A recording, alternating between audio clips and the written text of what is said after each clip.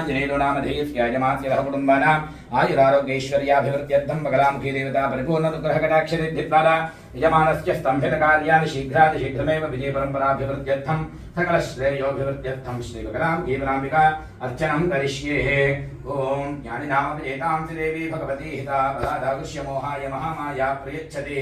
ॐ ऐं ह्रीं श्रीं बगलायै नमः विष्णुनितायै नमः विष्णुहिङ्गरभामिन्यै नमः बहुलायै नमः देवमात्रे नमः महाविष्णुप्रस्मै नमः महावत्स्याय नमः महाकूर्मायै नमः महाभाराहरूपिण्यै नमः नारसिंहप्रियायै नमः रम्यायै नमः वामनायै नमः मृडलोपिन्यै नमः ज्ञानदग्निस्वरूपाय नमः रामायै नमः रामप्रपूजिताय नमः कृष्णायै नमः। ॐ मङ्गलानिन्द्रविराजन्ताभिश्रेयातनो गृहे लक्ष्मीराष्ट्रप्रियामुखेतया मातमुद्यामते बगलामुखीदेव्यै नमो नमः।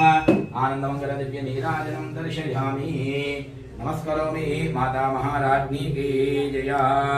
श्री बगलामुखी तल्ली की